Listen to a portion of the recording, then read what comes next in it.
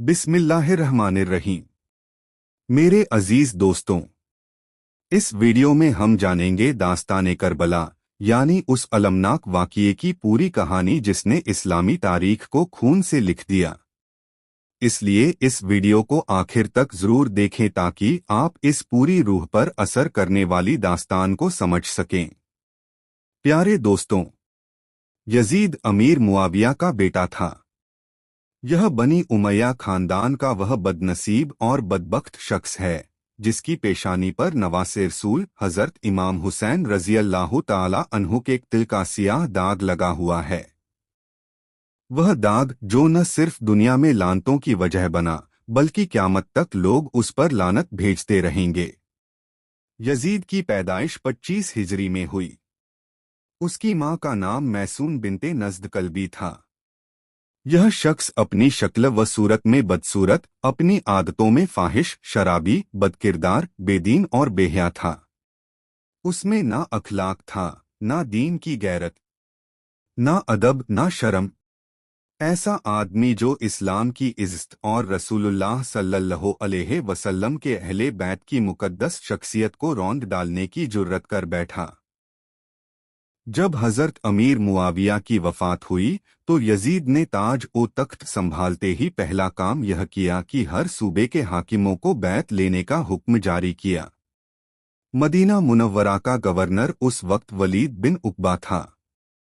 Yazid ने उसे खत लिखा जिसमें अपने बाप की मौत की खबर देने के साथ साथ यह भी हुक्म दिया कि हर खास व आम से मेरी बैत ली जाए और खास तौर पर हजरत इमाम हुसैन, अब्दुल्लाह बिन जुबैर और अब्दुल्लाह बिन उमर रज़ियल्लाहु अन्हुम, इन तीनों से फौरन बैत ली जाए और एक लम्हा भी मोहलत ना दी जाए। उस वक्त मदीना के आम लोग अब तक अमीर मुआविया के इंतकाल से नावाकिफ थे। यजीद का हुक्मनामा पाते ही वलीद बिन उकबा सख्त परेशान हो गया क्योंकि वह जानता था कि इन बुजुर्ग और मुत्तकी सहाबा व अहले बैत से बैत लेना आसान नहीं है। इस सूरत हाल में उसने मशवरा लिया मरवान बिन हकम से। अब मरवान का किरदार भी किसी से छुपा नहीं था। वो वही शख्स है जिसे जब बचपन में हुजूर सल्लल्लाहु अलैहि वसल्लम की खिदमत में टहनी यानी चबाकर शहजादे को खिलाने की रस्म के लिए लाया गया तो रसूलुल्लाह सल्लल्लाहु अलैहि वसल्लम ने फरमाया, यह गिरगिट का बेटा गिरगिट है। इब्ने अबी हातिम और सहीह बुखारी की रिवायत के मुताबिक उम्मुल मोमिनीन हजरत आयशा सिद्दीका रज़ियल्लाहु अन्हा फरमाती हैं कि रसूलुल्लाह सल्लल्लाहु अलैहि वसल्लम ने मरवान के बाप हकम पर लानत फरमाई जबकि मरवान अभी पैदा भी नहीं हुआ था। मगर जब बाप लानत का हकदार ठहरा तो बेटा भी उसमें शरीक ठहरा। दरअसल हजरत रसूलुल्लाह सल्लल्लाहु अलैहि वसल्लम ने हकम को मदीना से निकाल दिया था और ताइफ में रहने का हुक्म दिया था। ऐसे शख्स के बेटे से क्या भलाई की उम्मीद की जा सकती थी। खैर, जब वलीद ने मरवान से राय ली तो मरवान ने सख्ती से कहा, इन तीनों को फौरन बुलाओ और यजीद की बैत का हुक्म दो। अगर इनकार करें तो इन्हें फौरन कत्ल कर दो। मरवान के मशवरे के बाद वलीद ने हजरत इमाम हुसैन रज़ियल्लाहु अन्हु, अब्दुल्लाह बिन जुबैर और अब्दुल्लाह बिन उमर को दरबार में हाजिर होने का हुक्म भेजा। जब हजरत इमाम हुसैन को बुलावा मिला तो आप कुछ जवान साथ लेकर तशरीफ लाए। आपने उन्हें दरवाजे के बाहर खड़ा कर दिया और हुक्म फरमाया, अगर मेरी आवाज बुलंद सुनो तो अंदर दाखिल हो जाना और जब तक मैं बाहर न आ जाऊं बाहर ही खड़े रहना। इस वसीयत से अंदाजा होता है कि हालात कितने संगीन थे और हजरत इमाम हुसैन को यजीद के मंसूबों की गहराई का इल्म हो चुका था। फिर हजरत इमाम हुसैन रज़ियल्लाहु ताला अन्हु वलीद के दरबार में तशरीफ ले गए। वलीद ने सबसे पहले हजरत अमीर मुआविया की वफात की खबर दी और उसके बाद कहा कि अब यजीद खलीफा बन चुका है, लिहाजा आप उससे बैत करें। हजरत इमाम हुसैन रज़ियल्लाहु ताला अन्हु ने फरमाया, मेरे जैसा आदमी छुपकर किसी फासिक और फाजिर की बैत नहीं कर सकता। जब आप बाहर निकलकर आम लोगों से बैत लेंगे तो मैं भी देखूंगा और सोचूंगा। वलीद एक अमन पसंद इंसान था। उसने कहा, ठीक है, आप तशरीफ ले जाइए। मगर यह बात मरवान को बिल्कुल नागवार गुजरी। उसने गुस्से में वलीद से कहा, अगर आपने अभी के अभी इनसे बैत नहीं ली और उन्हें यूं ही जाने दिया तो फिर काबू में नहीं आएंगे। अगर ये बैत कर लें तो बेहतर है, वरना कत्ल कर दीजिए। यह सुनकर हजरत इमाम हुसैन रजी अल्लाह ताला अन्हु खड़े हो गए और गैरत और बहादुरी से फरमाया, क्या तू मुझे कत्ल करेगा या यह लोग? खुदा की कसम, तू झूठा और नीच आदमी है। यह फरमाकर आप तशरीफ ले गए। मरवान ने फिर वलीद से कहा, आपने मेरी बात नहीं मानी, अब इन पर काबू पाना नामुमकिन हो जाएगा। यह कत्ल करने का सबसे अच्छा मौका था जो आपने खो दिया। वलीद ने जवाब दिया, अफसोस, तुम मुझे ऐसा मशवरा दे रहे हो जिसमें मेरे दीन की तबाही है। क्या मैं रसूलुल्लाह सल्लल्लाहु अलैहि वसल्लम के नवासे को सिर्फ इसलिए कत्ल कर दूं कि उन्होंने एक जालिम की बैत नहीं की? खुदा की कसम, अगर मुझे सारी दुनिया का खजाना भी मिल जाए तब भी मैं हुसैन के खून से अपने हाथ नहीं रंग सकता। हजरत इमाम हुसैन रजी अल्लाह ताला अन्हु अच्छी तरह जानते थे कि बैत न करने की सूरत में यजीद बदबख्त उनके खून का प्यासा बन जाएगा। मगर आपका तकवा, परहेजगारी और ईमानी गैरत इस बात की हरगिज इजाजत नहीं देती थी कि एक फासिक और जालिम शख्स के हाथ पर बैत करें। अगर आप बैत कर लेते तो यजीद अपनी हर नाफरमानी और बदअमली को इस्लामी कानून के तहत जायज साबित करता और फिर दीन मुहम्मदी में ऐसा फसाद फैलता जिसे मिटाना मुमकिन ना होता। हजरत इमाम हुसैन रजी अल्लाह ताला अन्हु ने बैत से साफ इनकार कर दिया। शाम के वक्त वलीद ने फिर एक आदमी भेजा कि इमाम हुसैन तशरीफ लाएं। आपने फरमाया, इस वक्त तो नहीं आ सकता, सुबह होने दीजिए, फिर देखेंगे। वलीद ने आपकी बात मान ली। मगर उस रात हजरत इमाम हुसैन रजी अल्लाह ताला अन्हु ने तय कर लिया कि अब मदीना में रहना मुमकिन नहीं है। आपने उसी रात अपने पूरे घराने, अहले बैत के मुअज्जिज अफराद के साथ मदीना से मक्का शरीफ की तरफ सफ़र करने की तैयारी शुरू कर दी।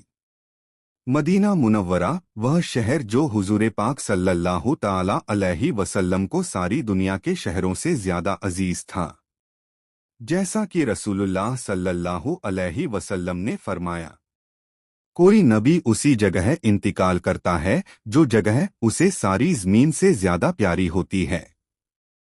और फिर हुजूर का विसाल भी इसी मदीना मुनव्वरा में हुआ। इससे साबित होता है कि मदीना हुजूर को सबसे ज्यादा प्यारा था। और जब रसूलुल्लाह सल्लल्लाहु अलैहि वसल्लम को यह शहर अजीज था तो नवासे रसूल हजरत इमाम हुसैन रजी अल्लाह ताला अन्हु को भी यह शहर सबसे ज्यादा अजीज था। मगर हालात ने मजबूर कर दिया कि उस प्यारे शहर को छोड़ना पड़े। जब सफर की तैयारी मुकम्मल हो गई तो अहले बैत रिसालत का यह छोटा मगर मुकद्दस काफिला मदीना की गलियों से होकर आखिरी बार निकला। हर दिल रंजीदा, हर आँख अश्कबार थी। शहर में सन्नाटा था और हवाओं में भी गम का आलम। हजरत इमाम हुसैन रजी अल्लाह ताला अन्हु अपने नाना जान सरवरे कायनात ताजदार मदीना हजरत मोहम्मद मुस्तफ़ा सल्लल्लाहु ताला अलैहि वसल्लम के रोज़ाए अनवर पर हाजिर हुए। आपने वहां जाकर अपना आखिरी सलाम अर्ज किया। सोचिए, उस वक्त आपकी कैफियत क्या रही होगी? आंखों से आंसू बह रहे होंगे और दिल से आवाज निकल रही होगी, या रसूल अल्लाह, मैं आपका प्यारा शहर छोड़कर जा रहा हूं, उस शहर को जो मुझे जान से ज्यादा प्यारा है। मैं इसलिए जा रहा हूं क्योंकि यहां अब रहना मुश्किल हो गया है। मुझे इजाजत दीजिए नाना जान, मैं जा रहा हूं। और उधर वह रोज़ाए अनवर जहां हुजूर सल्लल्लाहु अलैहि वसल्लम की मुबारक रूह मुक़द्दस आराम फरमा रही है, वहाँ क्या आलम रहा होगा। जिस नबी ने अपनी गोद में इमाम को पाला, उनका लाड प्यार दिया, उनकी पेशानी चूमी, आज उनका प्यारा नाती मदीना को हमेशा के लिए अलविदा कह रहा है। आह, कितना दर्दनाक मंजर था। इमाम हुसैन रजी अल्लाह ताला अन्हु, जिनका सब कुछ मदीना में था, आज मदीना से जा रहे थे, हमेशा हमेशा के लिए। आपने गम और आंसुओं के साथ अलविदा कहा। अलविदा ए नाना जान, अलविदा। और फिर दिल में मदीना की मोहब्बत, आंखों में आंसू और सीने में सच्चाई का चिराग लिए मक्का मुकर्रमा की तरफ रवाना हो गए। यह वाक़या 4 शाबान 60 हिजरी का है। जब हज़रत इमाम हुसैन रजी अल्लाह ताला अन्हु मक्का मुअज्जमा तशरीफ ले आए तो उनके आने की खबर पूरे हरम शरीफ में फैल गई। लोग झुंड के झुंड बनाकर आपकी खिदमत में हाजिर होने लगे। हर आंख आपको देखने को बेताब थी, हर दिल आपको सलाम पेश करना चाहता था। लोग आपकी जियारत को एक सौभाग्य समझते थे। आपने मक्का में एक पनाहगाह की हैसियत से क़याम फरमाया। न आपने यजीद के खिलाफ किसी तहरीक का आगाज किया और न ही अपने लिए कोई लश्कर या सियासी तदबीर इख्तियार की। आप सिर्फ हालात को परख रहे थे और उम्मत की अमानत को सबसे बेहतर फैसले के लिए संभाल कर बैठे थे। इधर कूफा, वह शहर जो तारीख में अपने मुख्तलिफ रुखों की वजह से मशहूर है, उसकी बुनियाद 14 हिजरी से 16 हिजरी के दरमियान उस वक्त पड़ी जब कादिसिया की जंग के बाद मुस्लिम फौजें इराक में आ बसीं। चूंकि मदाइन के माहौल में उन्हें सकून महसूस नहीं हुआ, इसलिए हज़रत साद बिन अबी वक्कास रजी अल्लाह ताला अन्हु के हुक्म से यह जगह चुनी गई और वहां मुसलमानों के लिए घर बनवाए गए। 17 हिजरी में हज़रत साद अपनी फौज के साथ मदाइन से यहां आकर बस गए और यहीं से इस शहर की बुनियाद पड़ी। जब हज़रत अली रजी अल्लाह ताला अन्हु की खिलाफत का दौर आया तो आपने कूफा को दारुल खिलाफा बनाया। उस वक्त से ही कूफा अहले बैत के चाहने वालों का गढ़ बन गया था। अमीर मुआविया के दौरे हुकूमत में भी कूफा के लोग हज़रत इमाम हुसैन रजी अल्लाह ताला अन्हु को बार बार खत लिखते रहे और वहां आने की दरख्वास्त करते रहे, लेकिन आपने उस वक्त हर बार इनकार फरमाया था। अब जबकि अमीर मुआविया का इंतकाल हो चुका था और सारी उम्मत को यह खबर लग गई थी कि इमाम हुसैन ने यजीद की बैत से साफ इनकार कर दिया है, तो कूफा में हकपरस्त लोगों के दिलों में एक उम्मीद की शम्मा रोशन हुई। तारीख़-ए-बरी और दीगर मुवस्सर रिवायतों के मुताबिक सुलेमान बिन सूरत के घर कूफा के शिया जमा हुए। अमीर मुआविया की मौत की खबर सुनकर सबने अल्लाह का शुक्र अदा किया। सुलेमान ने कहा, दोस्तों, मुआविया की मौत हो चुकी है और हज़रत इमाम हुसैन ने यजीद की बैत नहीं की बल्कि मक्का चले गए हैं। अब आप लोग सोचिए, आप उनके और उनके वालिद अली रजी अल्लाह ताला अन्हु के चाहने वाले हैं। अगर आप उनकी मदद कर सकते हैं और उनके दुश्मनों से जंग करने के लिए तैयार हैं तो खत लिखें। लेकिन अगर आप में कमजोरी या बुज़दिली है तो उन्हें धोखा मत दीजिए, वरना उनकी जान खतरे में पड़ जाएगी। सब ने एक ज़बान होकर जवाब दिया, नहीं, हम हज़रत हुसैन को हरगिज धोखा नहीं देंगे। हम उनकी मदद करेंगे और उनकी राह में अपनी जान कुर्बान कर देंगे। इसके बाद सबसे पहला खत लिखा गया, जिसमें अमीर मुआविया की मौत और यजीद की हुकूमत का जिक्र करते हुए अर्ज किया गया, हमारा कोई इमाम नहीं है, आप तशरीफ लाइए। खुदा ताला आपके आने की बरकत से हमारी मदद फरमाए। इस खत में आगे लिखा गया, यहाँ का गवर्नर नोमान बिन बशीर है, लेकिन हम न उसके साथ जुमा की नमाज पढ़ते हैं और न ही ईद में उसके पीछे जाते हैं। अगर हमें यकीन हो गया कि आप आ रहे हैं तो हम उसे यहाँ से निकाल देंगे और मुल्क-ए शाम जाने पर मजबूर कर देंगे। यह खत अब्दुल्लाह बिन सबीह हमदानी और अब्दुल्लाह बिन दाल के हाथों मक्का मुअज्जमा रवाना किया गया। यह खत 10 रमजान 60 हिजरी को हजरत इमाम हुसैन रजी अल्लाह ताला अन्हु की खिदमत में पहुंचा और फिर 2 ही दिन के अंदर सैकड़ों खत आने लगे। किसी पर 2 दस्तखत, किसी पर 3, किसी पर 4। हर खत में यही दर्द था, यही इल्तिजा थी कि या इब्ने रसूलल्लाह, आइए, हमें आपके क़ियादत की जरूरत है, हम आपके साथ हैं। यह सारे खत 3 वफादार कूफियों के हाथों भेजे गए। इसके बाद कुछ खास लोगों के खत आने लगे, एक के बाद एक। मानो पूरी कूफा नगरी हजरत हुसैन रजी अल्लाह ताला अन्हु की क़ियादत के लिए बेचैन हो उठी थी। मेरे अजीज दोस्तों, अब तक आप ये समझ चुके होंगे कि करबला की जंग क्यों हुई, इसका असली सबब क्या था। इसका असल सबब सिर्फ एक था, बैत। यजीद चाहता था कि हजरत इमाम हुसैन रजी अल्लाह ताला अन्हु उसके हाथ पर बैत कर लें। मगर दोस्तों, यजीद कोई नेक और सच्चा इंसान नहीं था, वो एक बदबख्त, गुनहगार और जालिम हाकिम था। शराब, नाच गाना, बेदीन काम और अल्लाह और उसके रसूल की नाफरमानी उसका शौक था। अगर इमाम हुसैन रजी अल्लाह ताला अन्हु यजीद की बैत कर लेते तो उसका हर गुनाह इस्लामी हुकूमत के नाम पर जायज़ ठहराया जाता। इस्लाम का पूरा निज़ाम बिगड़ जाता।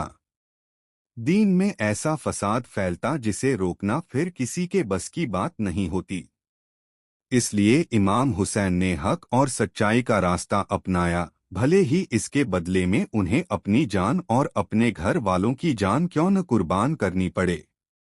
इतने सारे खतों के आने के बाद, जो तकरीबन 150 से भी ज्यादा थे, इमाम हुसैन रजी अल्लाह ताला अन्हु ने अपने चचाजाद भाई और वफादार साथी हजरत मुस्लिम बिन अकील रजी अल्लाह ताला अन्हु को कूफा भेजा। आपने फरमाया, अगर मुस्लिम बिन अकील हमें लिखेंगे कि कूफा का माहौल सही है तो इंशाअल्लाह हम तशरीफ ले आएंगे। फिर हजरत मुस्लिम बिन अकील रजी अल्लाह ताला अन्हु अपने 2 मासूम बेटों के साथ मक्का से कूफा रवाना हुए। जब कूफा वालों को पता चला कि इमाम हुसैन के भतीजे और नुमाइंदा तशरीफ ला रहे हैं तो पूरे शहर में एक जोश भर गया। लोग इस्तकबाल के लिए घरों से निकल आए। हर कोई सर झुकाकर उनके कदमों को चूम रहा था। आपको मुख्तार सकफी के घर ठहराया गया। जब लोगों ने आपका दीदार किया तो इश्क और अदब का यह आलम था कि कुछ लोगों ने आपके कदम धोकर उस पानी को अपने अपने घरों में छिड़का। यह सब सिर्फ मोहब्बत का इजहार था। दिन बीतते गए और कूफा के तकरीबन 18,000 लोगों ने आपके हाथ पर बैत कर ली। हर कोई कह रहा था, हम हुसैन के हैं और अगर हुसैन आए तो हम अपनी जान उन पर कुर्बान कर देंगे। हजरत मुस्लिम बिन अकील रजी अल्लाह ताला अन्हु ने फौरन इमाम हुसैन रजी अल्लाह ताला अन्हु को खत लिखा, या इमाम, यहाँ का माहौल ठीक है, लोग आपके साथ हैं। 18,000 लोग बैत कर चुके हैं, आप जल्दी तशरीफ लाइए। मगर उधर यजीद को खबर मिल गई थी कि इमाम हुसैन ने अपने नुमाइंदा को भेजा है और कूफा के लोग उनके साथ बैत कर रहे हैं। उस वक्त कूफा का गवर्नर हजरत नोमान बिन बशीर रजी अल्लाह ताला अन्हु थे, जो एक नर्म मिजाज, परहेजगार और सच्चे मुसलमान थे। वो किसी जालिम के हाथों अहले बैत को सौंपना नहीं चाहते थे। लेकिन कूफा के कुछ मुनाफिकों ने यजीद को चिट्ठी भेज दी, अगर तुम चाहते हो कि कूफा हाथ से न जाए तो एक जालिम और सख्त इंसान को यहाँ भेजो। नोमान बिन बशीर बहुत नरम दिल हैं। वो मुस्लिम बिन अकील को कुछ नहीं कह रहे। ये खबर मिलते ही यजीद ने फौरन एक शातिर, जालिम और बेरहम हाकिम को तैनात किया, उबैदुल्लाह इब्न जियाद। यह वही इब्ने जियाद था जो अपने जुल्म और सख्ती की वजह से पूरे इराक में बदनाम था। यजीद ने इब्ने जियाद को हुक्म दिया, कूफा जाओ। अगर मुस्लिम बिन अकील बैत ले रहा है तो या तो उसे कत्ल कर दो या कूफा से निकाल बाहर करो। जब इब्ने जियाद कूफा पहुंचा तो सुबह सवेरे ही शहर में ऐलान करवा दिया। प्यारे दोस्तों, जब इब्ने जियाद ने कूफा में ऐलान करवा दिया कि जिसने भी हजरत मुस्लिम बिन अकील रजी अल्लाह ताला अन्हु को पनाह दी, उसके घर को जला दिया जाएगा, बच्चों को कत्ल कर दिया जाएगा और माल जब्त कर लिया जाएगा, तो पूरा कूफा कांप उठा। एक ही ऐलान ने सब कुछ बदल कर रख दिया। वो लोग जो कल तक इमाम के पैरों को चूम रहे थे, अब डर के मारे पीछा छोड़ने लगे। हजरत मुस्लिम बिन अकील ने फजर की नमाज पढ़ी और गहरी सोच में डूब गए, कैसे इमाम हुसैन रजी अल्लाह ताला अन्हु को कूफा वालों की इस बेवफाई की खबर दूं। मगर अब तो तीर कमान से निकल चुका था। धमकियों, लालच और डर की ऐसी आंधी चली कि 18,000 बैत करने वालों में से सिर्फ 30 लोग हजरत मुस्लिम के साथ बचे, और जब मस्जिद से बाहर निकले तो कोई भी साथ न था। तन्हा, बिल्कुल अकेले। आपने एक गली में एक नेक औरत के घर में पनाह ली। ये खबर जब इब्ने जियाद तक पहुंची कि अब मुस्लिम बिन अकील अकेले हैं, तो उसने फौज रवाना कर दी। लेकिन दोस्तों, हजरत मुस्लिम कोई मामूली इंसान न थे। तलवार खींची और दुश्मनों पर टूट पड़े। फौज पीछे हटने लगी, कई यजीदी मारे गए। लोग देखकर फिर जुड़ने लगे। कुछ देर के लिए हालात फिर इमाम मुस्लिम के हक में नजर आने लगे। गवर्नर हाउस तक गिरा दिया गया, मगर अल्लाह को कुछ और मंजूर था। इब्ने जियाद ने फिर चाल चली। पैसों की बारिश की, लालच दिया, डराया, और लोग एक एक कर फिर से पीछे हटने लगे। और वो वक्त भी आया जब एक बहादुर शेर जो 18,000 के बीच खड़ा था, अब बिल्कुल अकेला था। दुश्मनों ने चारों तरफ से घेर लिया। फिर आपने दोबारा हमला किया, दुश्मन फिर पीछे भागे। लेकिन अब वो नामर्द छतों पर चढ़ गए और ऊपर से पत्थर बरसाने लगे। आपका मुबारक जिस्म लहूलुहान हो गया, लेकिन हौसला फिर भी न टूटा। दुश्मनों के दिलों में अब भी आपका खौफ था। तब मोहम्मद बिन अशस नाम के एक आदमी ने कहा, आपको अमान है, आपको कोई नुकसान नहीं पहुंचाया जाएगा। आप थके हुए थे, दीवार से टेक लगाकर बैठे। एक सवारी मंगाई गई। जैसे ही आप सवार हुए, एक आदमी ने आपकी तलवार छीन ली। आपने फरमाया, ये पहला धोखा है। मोहम्मद बिन अशस ने कहा, डरिए मत। आपने फरमाया, कहाँ गई वो अमान? अब तो रोना भी आ रहा है। किसी ने कहा, इतने बहादुर होकर रो रहे हैं?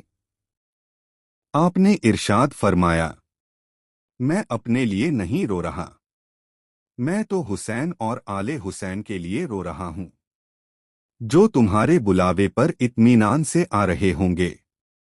और आप बोले, मुझे यकीन है कि ये अमान काम नहीं आएगी। अगर मुमकिन हो तो किसी को भेजकर इमाम हुसैन को मेरा पैगाम पहुंचा दो कि कूफा वालों के धोखे में न आएं। आपको इब्ने जियाद के सामने पेश किया गया। मोहम्मद बिन अशस ने कहा, मैंने इन्हें अमान दी थी। इब्ने जियाद चिल्लाया, तू कौन होता है अमान देने वाला?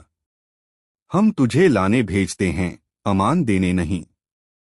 आपने पानी मांगा। ठंडा पानी हाजिर किया गया। जैसे ही आप पीने लगे, एक बदबख्त ने तलवार मारी, ऊपरी होंठ कट गया। खून पानी में मिल गया। आपने 2 बार और कोशिश की, लेकिन हर बार पानी खून से भर जाता। इब्ने जियाद ने पूछा, क्या अब यजीद को खलीफा मानते हो? आपने फरमाया, नहीं। क्यों नहीं मानते? क्योंकि वो फासिक, शराबी, जालिम और दुनिया का कुत्ता है। इब्ने जियाद बोला, अब तो तुझे जरूर कत्ल किया जाएगा। आपने फरमाया, वसीयत कर लेने दो। वसीयत? फुलां से कर्ज लिया है, मेरा घोड़ा बेचकर अदा कर देना। मेरे बच्चों का कुछ पता नहीं, वो यतीम हैं, बेवतन हैं, انہیں مدینہ پہنچا دینا اور امام حسین کو خط بھیج دینا کہ کوفہ نہ آئیں۔ اور پھر جلاد بلایا گیا، محل کی چھت پر لے جا کر آپ کے سر کو تن سے جدا کر دیا گیا۔ انا للہ و انا الیہ راجعون۔ آپ کا مبارک سر اس وقت کے سب سے بدبخت آدمی یزید کے پاس بھیجا گیا۔ پیارے دوستوں، کربلا کی سرزمین پر امام حق حضرت امام حسین رضی اللہ تعالی عنہ کے قافلے کی طرف وفا کی پہلی قربانی تھی حضرت مسلم بن عقیل رضی اللہ تعالی عنہ کی شہادت۔ لیکن ان کے ساتھ ان کے 2 معصوم بیٹے بھی تھے، وہ 2 پھول جو ابھی کھلے بھی نہ تھے، جو باپ کی انگلی تھامے ہوئے کوفہ پہنچے تھے اور اب تنہا رہ گئے تھے۔ جب امام مسلم شہید کر دیے گئے تو کوفہ کے ظالم حاکم ابن زیاد نے اعلان کروایا کہ جو کوئی مسلم بن عقیل کے دونوں بچوں کو گرفتار کر کے لائے گا اسے بڑا انعام دیا جائے گا۔ لالچ کی آگ پھیلی اور ان 2 معصوم جنتی بچوں کی تلاش شروع ہو گئی۔ یہ دونوں بچے کوفہ کی گلیوں میں بھٹک رہے تھے، بھوک پیاس اور غم سے بے حال، کسی کی تلاش میں نہیں، بس اپنے شہید بابا کی یاد میں آنسو بہاتے ہوئے۔ تب ایک نیک دل عورت کی نظر ان پر پڑی۔ اس کے شوہر کا تعلق یزیدی گروہ سے تھا جو ان معصوموں کی تلاش میں تھا، مگر اس عورت کو علم نہیں تھا کہ یہ وہی بچے ہیں جن پر انعام رکھا گیا ہے۔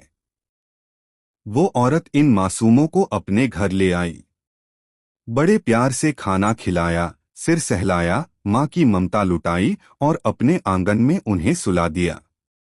لیکن رات کے اندھیرے میں ایک اور طوفان آیا۔ اس کا شوہر گھر لوٹا، تھکا ہوا، غصے سے بھرا ہوا اور کہنے لگا، ابن زیاد نے اعلان کیا ہے کہ جو مسلم بن عقیل کے بچوں کو پکڑ کر لائے گا اسے بڑا انعام ملے گا۔ عورت کانپ گئی مگر کچھ نہ بولی۔ تبھی وہ 2 معصوم بچے جن کی آنکھوں میں نیند کی جگہ آنسو تھے اپنے بابا کی یاد میں تڑپ کر رونے لگے۔ اس بدبخت نے آواز سنی اور غصے سے بولا، گھر میں بچوں کے رونے کی آواز کہاں سے آ رہی ہے؟ کون ہے؟ بیوی نے بچانے کی کوشش کی، کہا، آپ کو وہم ہو رہا ہے۔ مگر نہیں، وہ اندر گھسا اور دونوں بچوں کو دیکھ لیا۔ انسان نہیں تھا، وہ حیوان تھا۔ دل نہیں تھا، سینہ پتھر تھا۔ انعام کی ہوس نے اسے اندھا کر دیا۔ اس نے ان دونوں معصوم بچوں کو پکڑ لیا اور شہادت کا وہ منظر پیش کیا جو تارے بھی دیکھ کر کانپ جائیں۔ ان بچوں کو جن کا قصور صرف یہ تھا کہ وہ حسین کے گھرانے سے تھے، بے رحمی سے قتل کر دیا اور ان کے مبارک سر ابن زیاد کے دربار میں پیش کیے گئے۔ جب ابن زیاد نے ان دونوں بچوں کے کٹے ہوئے سر دیکھے تو وہ بھی ایک پل کو دہل اٹھا، چلا کر بولا، میں نے تو انہیں زندہ پکڑ کر لانے کو کہا تھا، قتل کرنے کو نہیں۔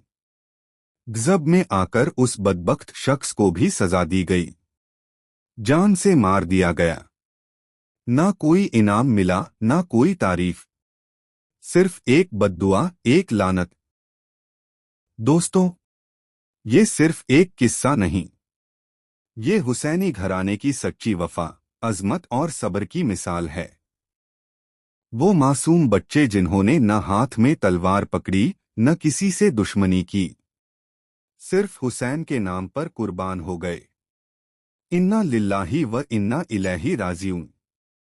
دوستوں، اب سنیے آگے کا درد سے بھرا ہوا واقعہ۔ جب امام مسلم بن عقیل رضی اللہ تعالی عنہ کا خط حضرت امام حسین رضی اللہ تعالی عنہ کی بارگاہ میں پہنچا تو وہ خط کوئی معمولی خط نہیں تھا، بلکہ ایک پکار تھی، مظلوموں کی چیخ تھی، انصاف کی صدا تھی۔ اس خط میں امام مسلم نے لکھا تھا، اے امام حق، کوفہ کے حالات بہتر ہیں، لوگ آپ کے منتظر ہیں، اگر آپ نہیں آئے تو یزید کا ظلم چھا جائے گا۔ یہ پڑھ کر امام حسین سوچ میں ڈوب گئے۔ سوچنے لگے اگر ہم کوفہ نہیں گئے اور لوگوں نے مجبوری میں یزید کی بیعت کر لی اور پھر شریعت کے خلاف کوئی کام ہو گیا تو کیا ہم خود کو بے قصور سمجھیں گے؟ اگر قیامت کے دن ہمارے نانا جان رسول اللہ صلی اللہ علیہ وسلم ہم سے پوچھ لیں، حسین، میری امت نے تمہیں پکارا تھا، پھر تم کیوں نہیں گئے؟ تو کیا جواب دیں گے؟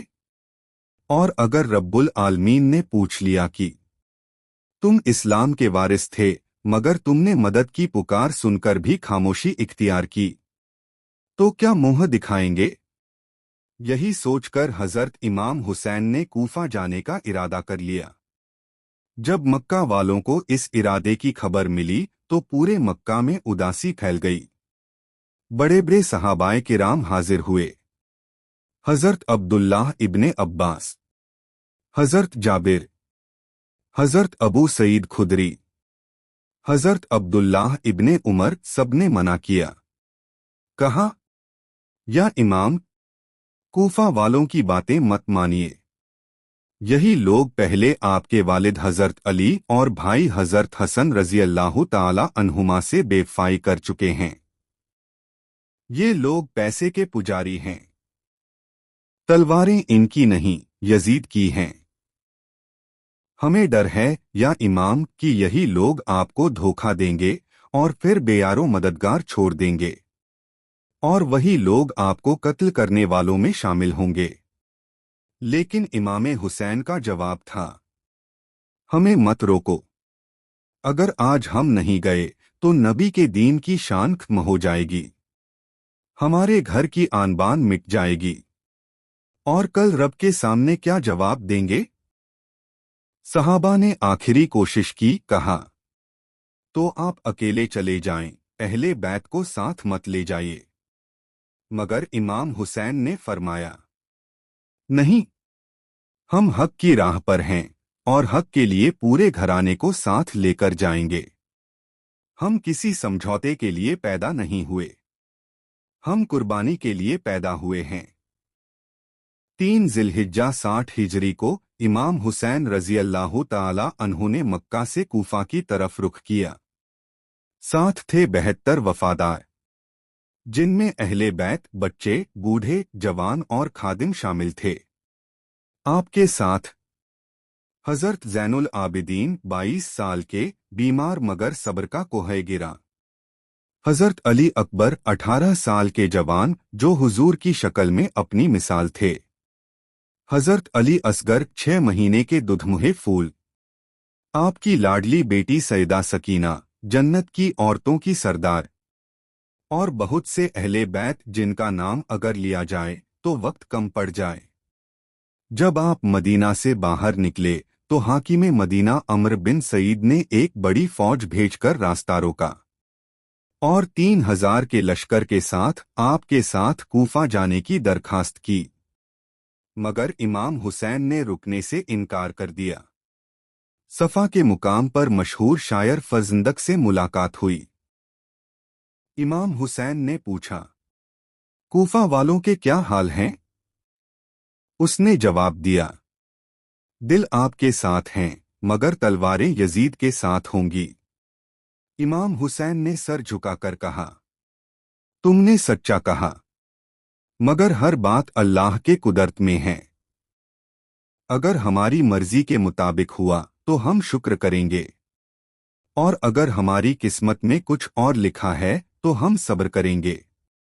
ایسا تھا یہ قافلہ جو مکہ سے نکلا تو حق کی رہنمائی کے لیے، لیکن راستہ کربلا کی طرف جا رہا تھا، جہاں تاج نہیں قربانی کا تاج تھا، جہاں عجز نہیں شہادت کی بلندی تھی، جہاں دربار نہیں سجدہ خری تھا، وفاداری کا پیغام اور امام کا عزم۔ جب حضرت امام حسین رضی اللہ تعالی عنہ فرزندق سے بات کر کے آگے بڑھے تو راستے میں آپ کے بھانجے حضرت محمد اور حضرت اون سے ملاقات ہوئی۔ انہوں نے اپنے والد حضرت عبداللہ بن جعفر طیار کا ایک خط امام حسین کی خدمت میں پیش کیا۔ اس خط میں لکھا تھا، میں آپ کو خدا کا واسطہ دیتا ہوں کہ جیسے ہی میرا یہ خط پہنچے آپ واپس مکہ تشریف لے آئیے۔ آپ جس راہ پر جا رہے ہیں وہاں آپ کی اور آپ کے اہل بیت کی ہلاکت کا خطرہ ہے۔ اگر خدا نہ خواستہ آپ شہید ہو گئے تو اس امت کا نور ختم ہو جائے گا۔ آپ امت کے لیے رہنما اور امید کی آخری کرن ہیں۔ خط کے آخر میں یہ بھی لکھا تھا کہ میں خود آپ کے پیچھے آ رہا ہوں، بس آپ تھوڑا صبر کریں اور سفر میں جلد بازی نہ کریں۔ لیکن امام حسین رضی اللہ تعالی عنہ نے واپسی کا ارادہ نہیں کیا، بلکہ اس شہادت کی طرف بڑھنے لگے جس کی خبر رسول اللہ صلی اللہ علیہ وسلم نے بچپن ہی میں دے دی تھی۔ وفاداروں کی پیشکش اور امتحان کی گھڑی۔ راستے میں ایک اور شخص کماہ بھی ندی حاضر ہوتا ہے۔ وہ امام حسین کی بارگاہ میں عرض کرتا ہے، اے امام حسین، 3000 کا لشکر آپ کے ساتھ کوفہ جانے کو تیار ہے، ہمیں اپنے قدموں میں شامل کر لیجئے۔ لیکن امام حسین رضی اللہ تعالی عنہ نے اس پیشکش کو قبول نہیں فرمایا اور ارادہ وہی رکھا جو اللہ کی طرف سے مقدر تھا، اور آگے بڑھتے گئے۔ جب آپ مقام حاضر پہنچے تو اپنے ایک قریبی ساتھی حضرت قیس کو ایک خط دے کر کوفہ روانہ فرمایا۔ خط میں لکھا تھا، مجھے مسلم بن عقیل کے خط سے معلوم ہوا کہ تم لوگ میری مدد کے لیے ایک جٹ ہو چکے ہو۔ میں اللہ سے دعا کرتا ہوں کہ وہ اس عمل کو قبول کرے اور تمہیں اجر عطا فرمائے۔ میں مکہ سے نکل چکا ہوں۔ جب میرا یہ خط پہنچے تو جلد تیاری کر لو۔ انشاءاللہ میں چند روزوں میں پہنچ رہا ہوں۔ پیغام رساں کی گرفتاری اور پہلے امتحان کی آغاز۔ حضرت قیس جب امام کا یہ پیغام لے کر قادسیہ پہنچے تو حسین بن عمیر جو ابن زیاد کا نمائندہ تھا انہیں گرفتار کر لیا اور کوفہ بھیج دیا۔ ابن زیاد نے کہا، اگر جان بچانا چاہتے ہو تو گورنر ہاؤس کی چھت سے حسین ابن علی کے خلاف تقریر کرو اور انہیں برا بھلا کہو۔ مگر حضرت قیس نے چھت پر جا کر اللہ کی حمد، رسول اللہ صلی اللہ علیہ وسلم پر درود اور امام حسین کی تعریف میں لب کھول دیے۔ اس کے بعد ابن زیاد نے انہیں شہید کروا دیا۔ مہاجم لشکر کی آمد اور سچائی کا اعلان۔ جب امام حسین اس مقام پر پہنچے جسے جہسن کہا جاتا ہے تو وہاں ایک پہاڑ کے دامن میں آپ نے خیمے لگائے۔ یہی محرم کی پہلی تاریخ 61 ہجری تھی جب حر بن یزید تمیمی 1000 سپاہیوں کے ساتھ آ پہنچا۔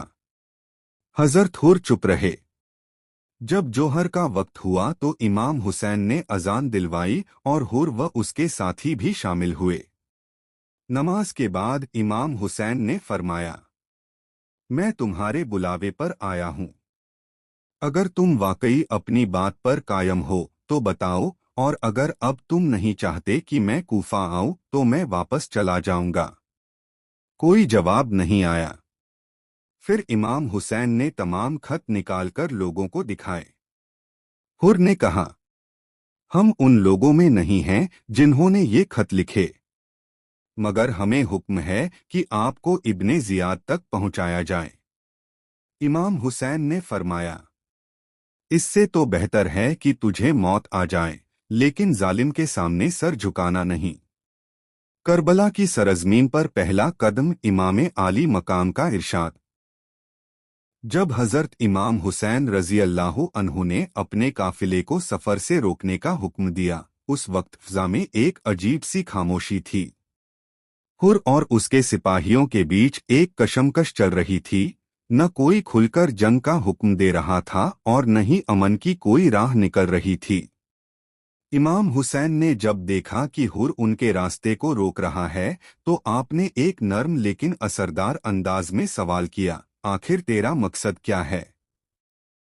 حر نے جواب دیا، مجھے بس یہی حکم ملا ہے کہ میں آپ کو ابن زیاد کے پاس لے جاؤں۔ اس پر امام حسین نے الفاظوں میں غصے کے بجائے حکمت اور کرم کو ڈھال بنا لیا۔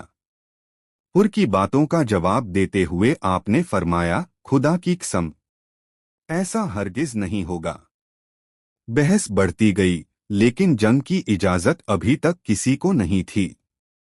آخر میں حر نے ایک سمجھوتے کی پیشکش کی۔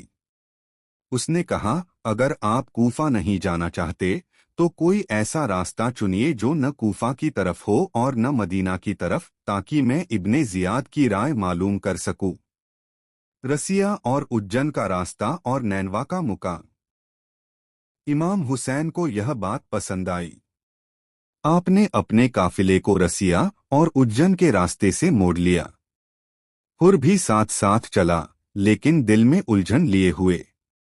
جب یہ قافلہ نینوا نامی جگہ پر پہنچا تو ایک سوار کوفہ کی طرف سے آتا دکھائی دیا۔ سب لوگ رک گئے اور اس کی آمد کا انتظار کرنے لگے۔ جب وہ سوار پاس پہنچا تو اس نے امام حسین کی طرف نہ دیکھتے ہوئے سیدھا حر کو سلام کیا اور ابن زیاد کا ایک خط اس کے حوالے کیا۔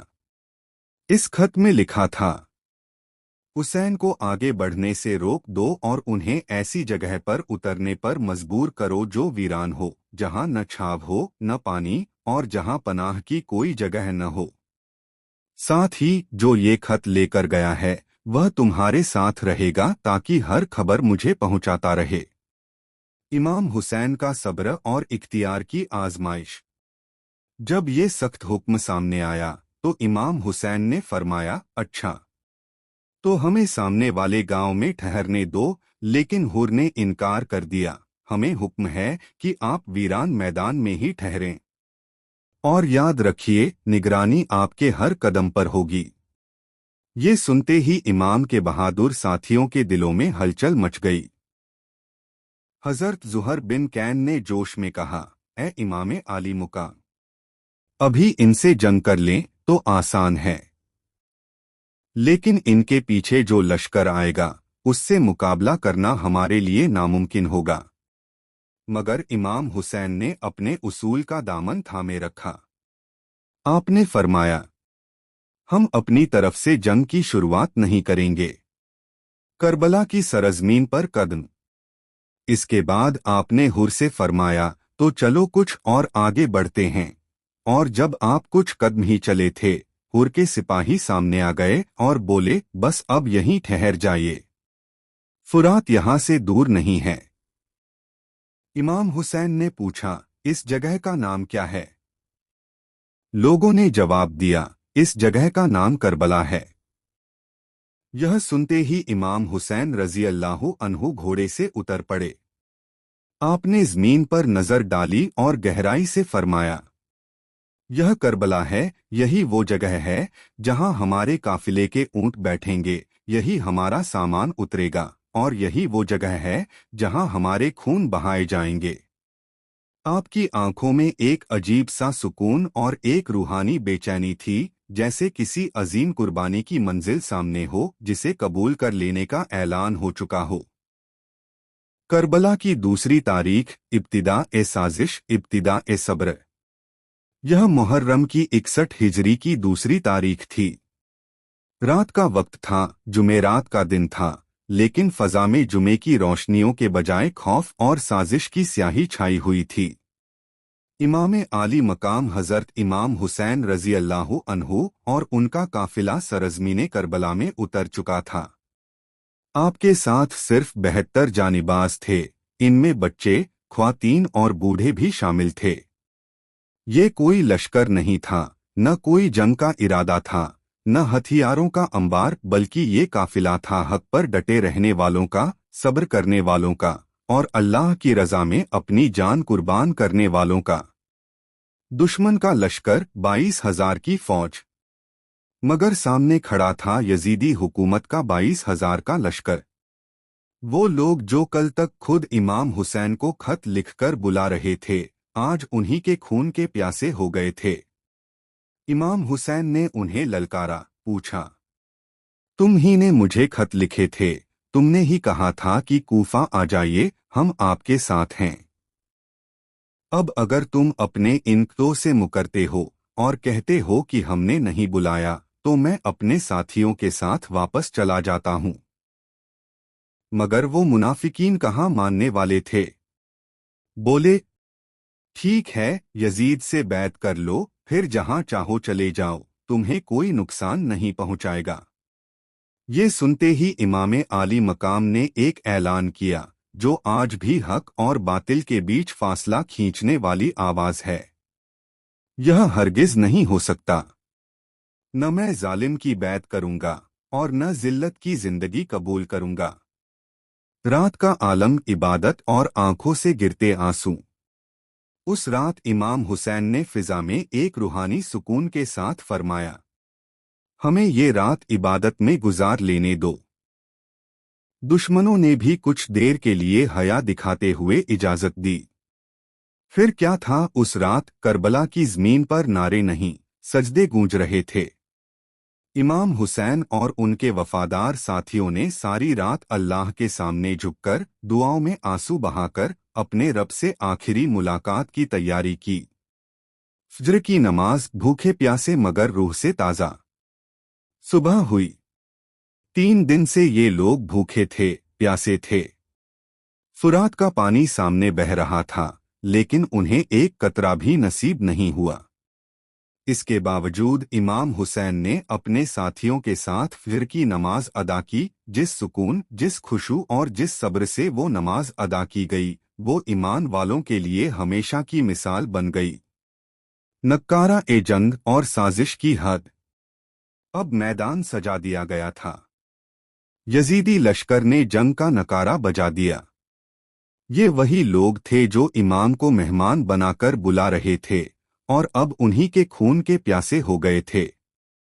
کل جو ہاتھ دعوت کے لیے خط لکھ رہے تھے، آج وہی ہاتھ تلواریں تھامے کھڑے تھے۔ یہ تھا اس شہادت کی شروعات کا منظر جہاں امام حسین نے جنگ سے پہلے آخری بار صبر، دعا اور عبادت سے اپنے مقصد کی پاکیزگی کو ثابت کیا۔ کربلا، صبر، حجت اور قربانی کی بلندی کا منظر۔ جب کربلا کے میدان میں امام عالی مقام حضرت امام حسین رضی اللہ عنہ نے دیکھا کہ دشمن جنگ پر اتارو ہے اور ان کی آنکھوں پر ہوس، ڈر اور یزیدی سیاست کی پردے گری ہوئی ہے، تب آپ نے اپنی آخری کوشش کی، حجت تمام کرنے کی، تاکہ قیامت تک کسی کو یہ کہنے کا موقع نہ ملے کہ امام حسین نے جنگ کو ترجیح دی۔ آپ نے میدان میں تشریف لا کر ان تمام دشمنوں سے مخاطب ہو کر ایک روح کو جھنجھوڑ دینے والا خطبہ دیا۔ آپ نے فرمایا، لوگو، میرے خاندان پر غور کرو۔ میں کون ہوں؟ کیا تم نہیں جانتے کہ میں تمہارے نبی کا نواسا ہوں؟ کیا میں نے کبھی کسی کا خون بہایا ہے؟ کسی کا مال چھینا ہے؟ کسی کو زخمی کیا ہے؟ کیا میں علی ابن ابی طالب کا بیٹا نہیں ہوں؟ وہی علی جو نبی کے سگے چچیرے بھائی، ان کے گھر میں پلے اور سب سے پہلے اسلام لانے والوں میں سے ہیں۔ کیا سید الشہداء حضرت حمزہ میرے چاچا نہیں تھے؟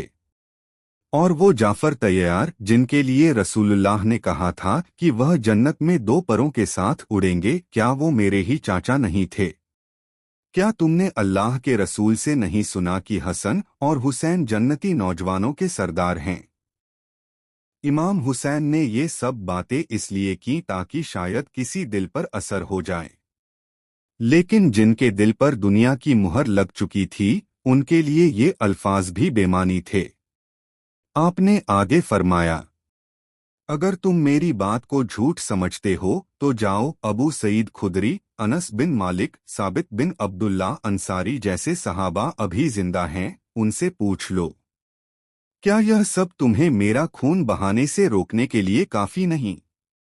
اگر تمہیں اس حدیث پر شک ہے تو کیا اس میں بھی شک ہے کہ میں محمد صلی اللہ علیہ وسلم کا نواسا ہوں؟ خدا کی قسم، پورب سے لے کر پشچم تک پوری دنیا میں میرے سوا کوئی نبی کا نواسا نہیں، مگر ضمیر مر چکے تھے۔ یزید اور اس کے پجاریوں کو نہ رسول کی بات سمجھ آئی، نہ نواسے کی پہچان۔ सब्र और दलीलों का दरवाजा बंद हो चुका था। अब जंग का ऐलान कर दिया गया। आगाज ए जंग 10 मुहर्रम का मंजर। जब 10 मुहर्रम की सुबह आई तो करबला की रेत भी तड़प उठी। ये वो दिन था जब सब कुछ कुर्बान होना था और इस्लाम की जिंदगी लिखी जानी थी खून से, सब्र से और हक की पुकार से। हर एक साथी इमाम हुसैन के कदमों पर कुर्बान हो रहा था। पहले अंसार और फिर बारी बारी से आपके भाई, भतीजे, बेटे हर एक ने जन्नत की राह चुनी। यह वो मंजर था जो सिर्फ इंसान नहीं, आसमानी मखलूक भी देख रही थी। जमीन फूट फूट कर रो रही थी, कह रही थी, ए मेरे मौला, हुक्म दें मैं फट जाऊं और इस यजीदी लश्कर को निगल जाऊं। आसमान पुकार रहा था, हुसैन इजाजत दें मैं चीख मारूं और इन पर कहर बर्पा कर दूं। जिन्नात हाजिर हो गए थे। जाफर तैयार की सवारी के साथ कह रहे थे, हुक्म दें मौला, हम इस लश्कर को पलट कर रख दें। मगर इमाम हुसैन ने सबको सब्र की तलकीन की। आपने फरमाया, यह सब्र का इम्तिहान है। मेरा रब मेरा सब्र देखना चाहता है। मेरी शहादत ही इस्लाम की हयात बनेगी। मेरे बाद कोई यजीद कभी हिम्मत नहीं करेगा कि मेरे नाना की शरीयत को झुठलाए। यह इम्तिहान सिर्फ एक शख्स का नहीं था, यह हक और बातिल के दरमियान हमेशा के लिए खींच दी गई एक लकीर थी।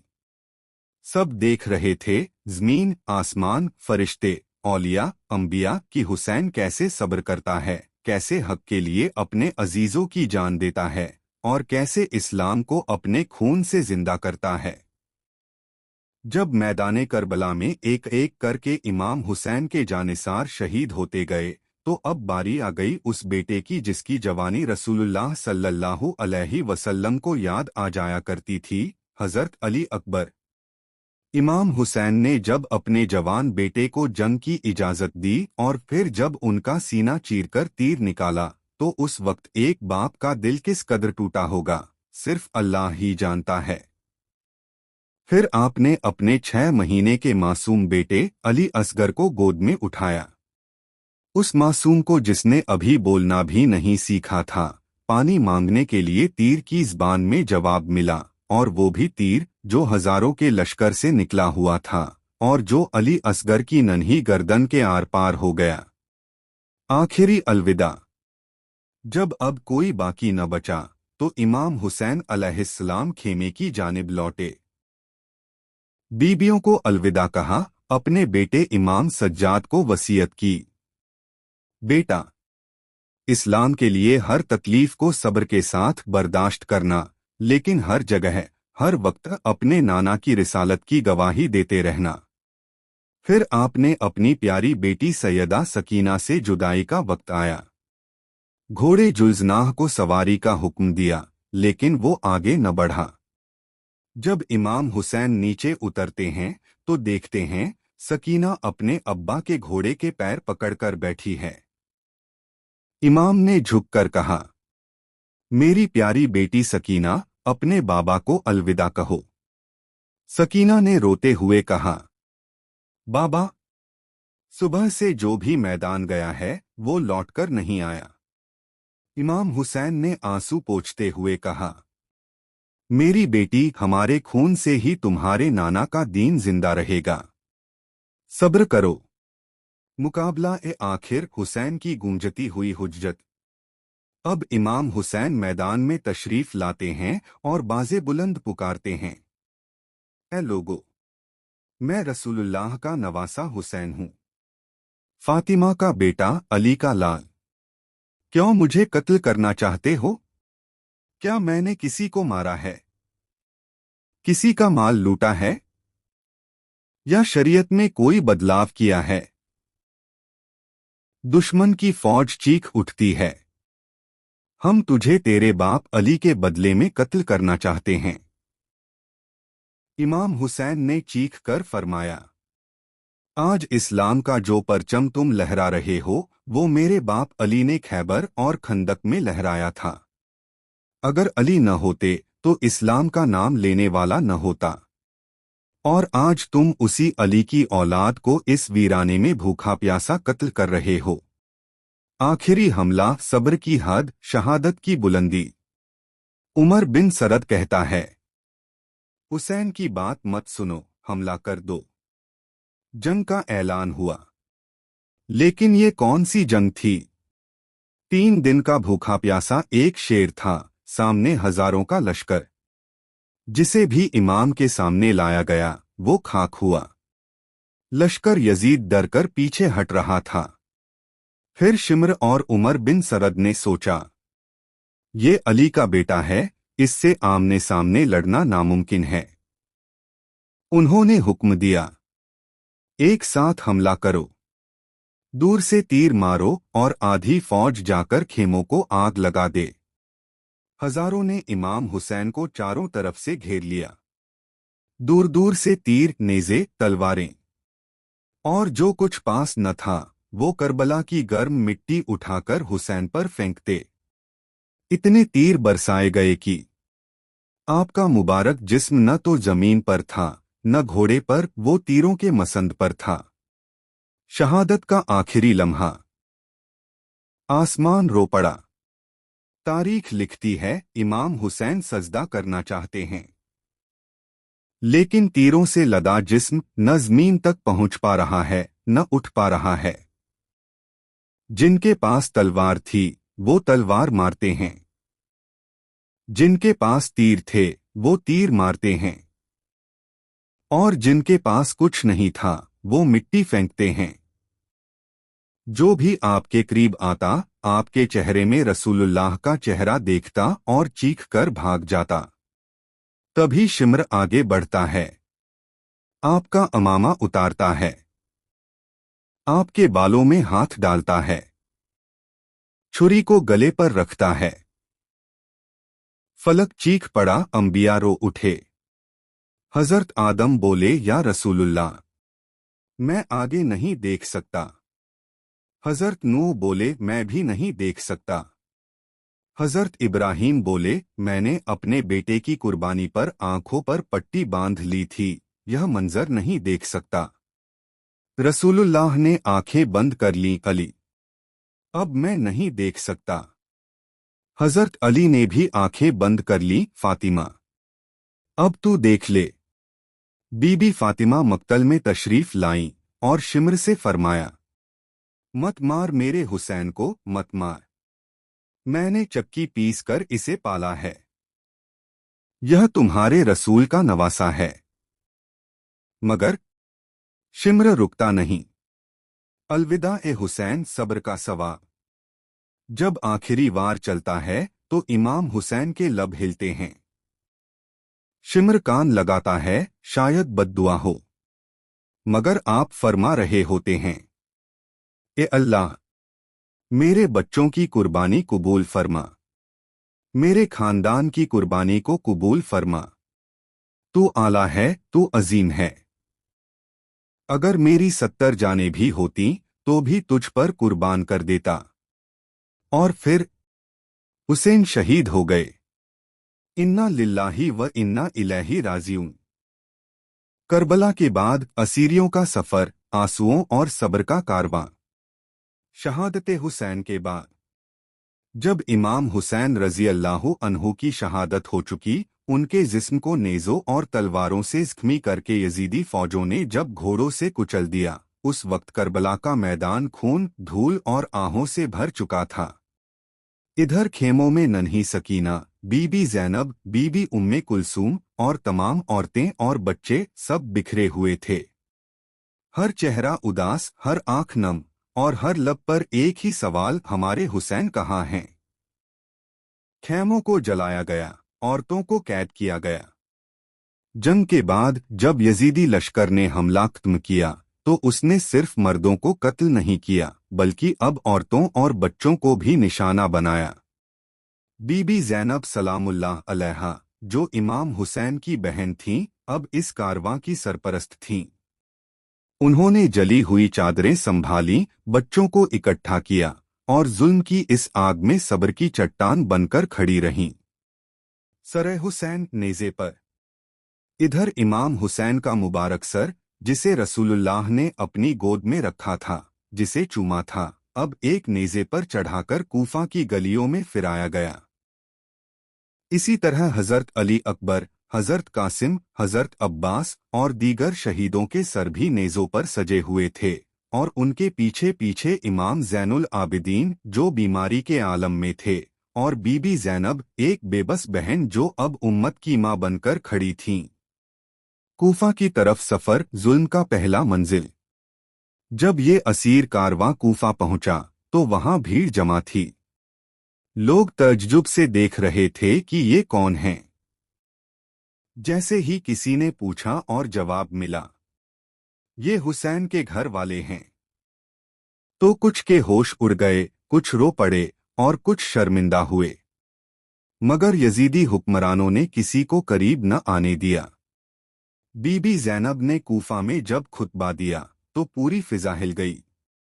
उन्होंने हक बयान किया, रसूलुल्लाह के रिश्ते को याद दिलाया और यजीद के जुल्म पर गवाही दी। कूफा से शाम तक बेड़ियों और धूप का सफर। कूफा से शाम दमिश्क तक का सफर एक लंबा, कठिन और दर्द से भरा हुआ था। जिनके सरों पर कभी ताजे इज़्ज़त था, जिनकी गोदों में कुरान था, जो हुसैन की बेबाक माएँ थीं, अब उन्हें रस्सियों में बांधकर बेपर्दा ऊँटों पर बिठा दिया गया। बच्चे धूप में बेहाल, बीबियां बिना चादर के, और सरे हुसैन नेज़े पर। रास्ते भर लोगों की भीड़ तमाशा बनकर देखती रही। शाम के दरबार में बीबी ज़ैनब का ऐतिहासिक खुतबा।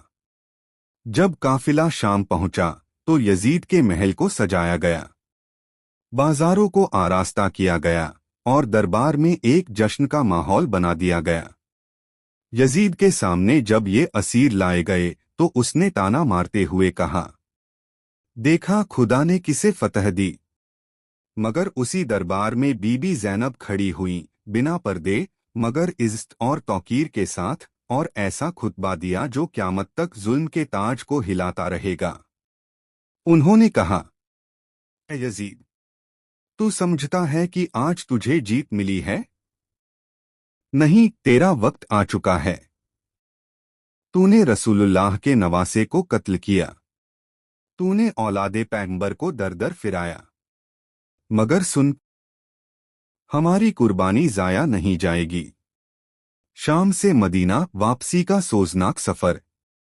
कुछ दिनों बाद जब लोगों ने हक को पहचाना और यजीद ने दबाव में आकर कैदियों को रिहा किया, तब इस कारवां को मदीना रवाना किया गया। मगर ये वापसी कैसी थी? जो कारवां हुसैन के साथ निकला था, 72 रोशन चेहरे, वो अब सिर्फ चंद औरतें और बच्चे थे। न हुसैन थे, न अब्बास, न अली अकबर, न कासिम, बस उनकी यादें थीं, उनकी शहादत की खुशबू थी। मदीना की सरजमीन एक मातमगाह बन गई। जब ये कारवां मदीना पहुंचा तो पूरी बस्ती गम से डूब गई। हर घर से आह निकलने लगी, हर आंख अश्कबार हो गई, और हर जुबान पर सिर्फ एक ही नाम था, या हुसैन। और इस तरह करबला सिर्फ एक जंग नहीं बल्कि एक पैगाम बन गया। वो पैगाम जो कहता है, जुल्म के सामने सर झुकाना हराम है और हक के लिए जान देना इबादत है। इख्तिताम, करबला की दास्तान का असर और हमारा फर्ज। कत्ले हुसैन कोई वाक़िया नहीं, एक पैगाम है जो हर दौर में जुल्म के सामने हक का परचम बनकर लहराता है। करबला सिर्फ 61 हिजरी की सरजमीन पर नहीं रुकी, बल्कि हर दौर, हर दिल और हर रूह में इंसाफ और सब्र की गूंज बनकर जिंदा है। कत्ले हुसैन असल में मर्गे यजीद है। इस्लाम जिंदा होता है हर करबला के बाद। इसीलिए तो हज़रत ख्वाजा मोइनुद्दीन चिश्ती अजमेरी रहमतुल्लाह अलैह ने भी फरमाया, शाहस्त हुसैन बादशाहस्त हुसैन, दीन अस्त हुसैन दीन पनाह अस्त हुसैन। जिसने जुल्म के सामने झुकने से इनकार किया, जिसने भूख, प्यास, तलवार और तानों को बर्दाश्त किया, जिसने नाना की उम्मत को जुल्म से बचाने के लिए अपना खून, अपना घर और अपना वकार कुर्बान कर दिया, वही हुसैन है और वही इस्लाम का जिंदा चेहरा है।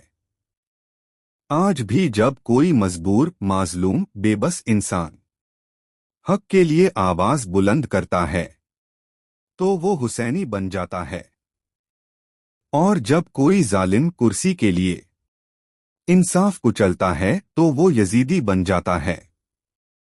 करबला हमें सबक देती है, सब्र इबादत है जब सब्र अल्लाह की खातिर हो, कुर्बानी इज्जत है जब वो हक के लिए हो, और खामोश रहना गुनाह है जब बातिल सर उठाए।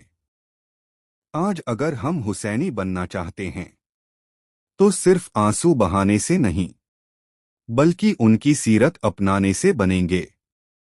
5 वक्त की नमाज, हक की पैरवी और अहले बैत से सच्ची मोहब्बत, यही हमारा रास्ता है, यही हमारा फर्ज है। तो दोस्तों, अगर करबला की ये दास्तान आपके दिल को छू गई तो इसे रोकिए मत। अपने बच्चों को अपने घरों में, अपने समाज में जिंदा रखिए, क्योंकि इस्लाम तलवार से नहीं, हुसैन की कुर्बानी से जिंदा हुआ है। अल्लाह पाक से दुआ है, या अल्लाह हमें सच्चा हुसैनी बना दे, हमारे दिलों में अहले बैत की मोहब्बत और बढ़ा दे, हमें हर जुल्म के खिलाफ खड़े होने की ताकत अता कर, और करबला के शहीदों के सदके हमारी हर परेशानी दूर फरमा। आमीन या रब्बल आलमीन। करबला तेरी किस्मत पे लाखों सलाम, तेरी मिट्टी को सजदों का मुकाम सलाम, तेरे ज़रे से इमामत की रोशनी फूटती है। ऐ करबला, तुझ पर हम सबका सलाम। अस्सलामु अलैकुम व रहमतुल्लाह व बरकातुहू। या हुसैन। प्यारे नाजरीन, हमारे आका सरवरे कायनात हज़रत मोहम्मद मुस्तफ़ा सल्लल्लाहु अलैहि वसल्लम ने इरशाद फरमाया है, दीन का इल्म हासिल करना हर मुसलमान मर्द और औरत पर फर्ज है। यानी हम सब पर यह जिम्मेदारी है कि हम दीन को समझें, सीखें और उस पर अमल करें। इस्लामी तालीम से दिलों को रोशनी मिलती है और जिंदगी की राहें आसान होती हैं। हमारा यह चैनल इसी मकसद से है कि आप तक सही और मुस्तंद दीनी मालूमात पहुंचती रहें। अगर आप भी चाहते हैं कि आपकी जिंदगी दीन की रोशनी से चमके तो इस वीडियो को लाइक करें, चैनल को सब्सक्राइब करें और दीनी बातें दूसरों तक पहुंचाने का नेक काम करें, क्योंकि दीन की बातों को आगे बढ़ाना सवाबे जारिया और 2 जहानों की कामयाबी का जरिया बनता है। तो इसे अपने अजीजों, दोस्तों और रिश्तेदारों तक जरूर शेयर करें। अस्सलामु अलैकुम वरहमतुल्लाहि वबरकातुहू।